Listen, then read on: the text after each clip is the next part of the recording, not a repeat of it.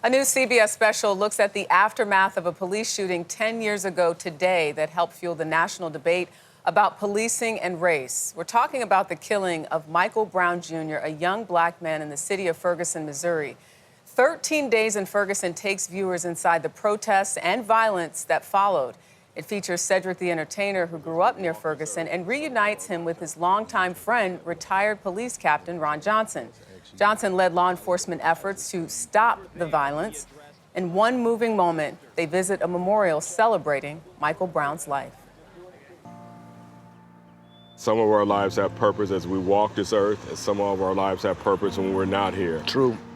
Today is the first time that I've actually had a chance to read this plaque. May 20th, 1996 to August 9th, 2014. I would like the memory of Michael Brown to be a happy one. He left an afterglow of smiles when life was done. He leaves an echo whispering softly down the ways of happy and loving times and bright and sunny days. He liked the tears of those who grieve to dry before the sun of happy memories that he left behind when life was done. When life was done. He was 18. And Ron Johnson joins us now. Good morning. I know you said you haven't seen the documentary yet. You want to watch it with your family. But to even see that clip, to go back and think about the memorial and some of those other scenes that you visited, what was it like and what has this journey been like for you 10 years later? Well, going back was reliving it all over. It was like it hadn't been 10 years. It was kind of like getting up that first morning and going out to the scene in Ferguson. And so it's changed my life. I think it's changed me as a person, and it's made me better. When you see all of it at once, you know, documentaries do such a great job of showcasing the history and all that was happening. But someone in the documentary, community members, said that this highlighted unpacked trauma. Do you think things are better today when you think about policing and community versus 10 years ago? Yes, I think we've made some steps, and we've gotten better, but we still have a ways to go. We still see things in our country that exist today and still happen today. So we've got a ways to go, but we've gotten better.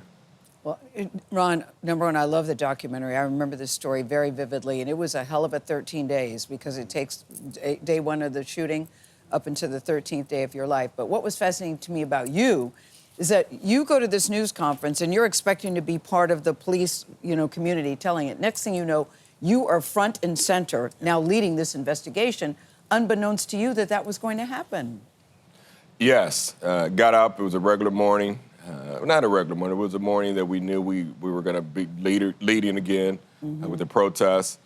We thought the governor was going to come in and give us some words of inspiration and maybe talk about some changes from its vantage point. But never did I dream that I would be put in charge of Ferguson that day. I know, dream is the word. So in that moment, what are you thinking? I fell in love with your wife, Lori, who says, why you? And it's not that she doubted your ability, it's just that doubted why you to be front and center in that unique moment, in that unique time.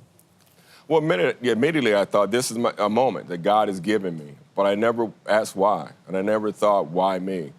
But that God had chosen me to do a task, and it was a part of the community, and I yearned for that leadership to make it better. It was bumpy for you, though, Ron, because at one point you wanted to march with the protesters, and they were saying, we don't want you here.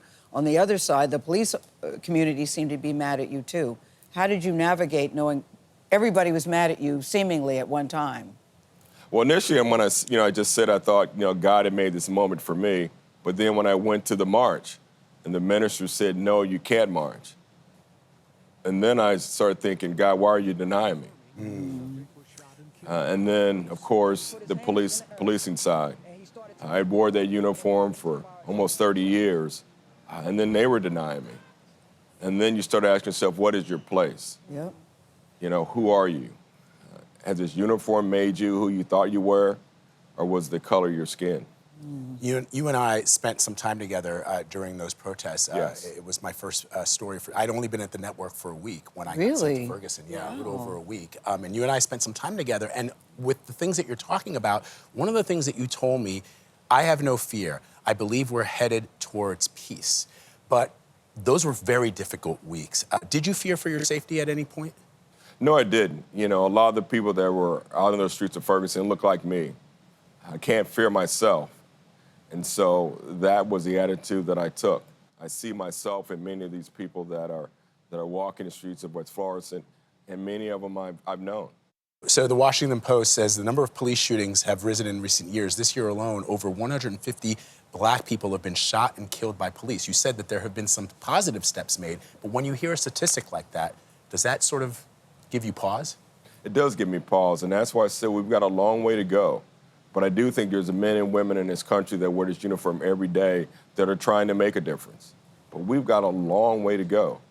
You know, I always, every morning when I get up and I turn the news on, I'm always expecting to hear one of these incidents, and that has to change. One of the Whenever most you turn touching. the news on. Well, yeah, because it still happens, unfortunately. One of the most touching moments was a scene with you and Michael Brown's father.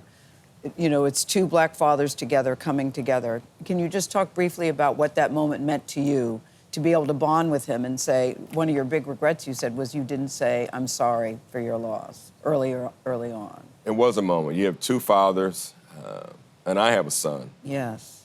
That I love very much. And so I understand that he loved his son very much. And it is one of my biggest regrets, because I think the first day that I was put in leadership, the first thing that I should have done was told Mr. Brown and Mrs. McSpadden, the parents of Michael Brown Jr., that I was sorry for their loss. And I didn't do that.